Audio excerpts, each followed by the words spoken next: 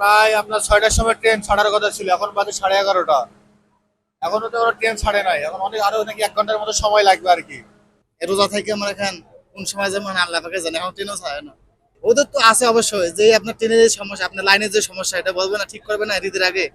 জানে যে অনেক লোক এখন যাবে, অনেক সমস্যা হয়, এটা বুঝতে হবে ওদের। এদের মানে সরকারেও দোষ আছে, এখন আপনার যে রেলের যে দায়িত্ব আছে ওনারও দোষ আছে এটা। অনেক গরম, ট্রেনের ভিতরে অনেক গরম। এজন্য রেল কর্মকর্তাকে অবশ্যই তৎপর হতে হবে, যাতে যাত্রী সঠিকভাবে সঠিক সময়ে ভালোভাবে তার গন্তব্যস্থলে পৌঁছতে পারে।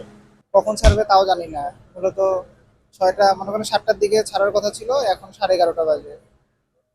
তো এতে আমাদের তো দুর্ভোগ অবশ্যই হচ্ছে, কারণ আমরা নির্দিষ্ট সময়ে পৌঁছতে পারবো না, এবং আরো যত লেট হবে আমাদের জন্য অনেক রাত হয়ে যাবে, এমনিতেই রোজার সময়। তো ফাইনালি বলা যায় যে দুর্ভোগই হবে একদম।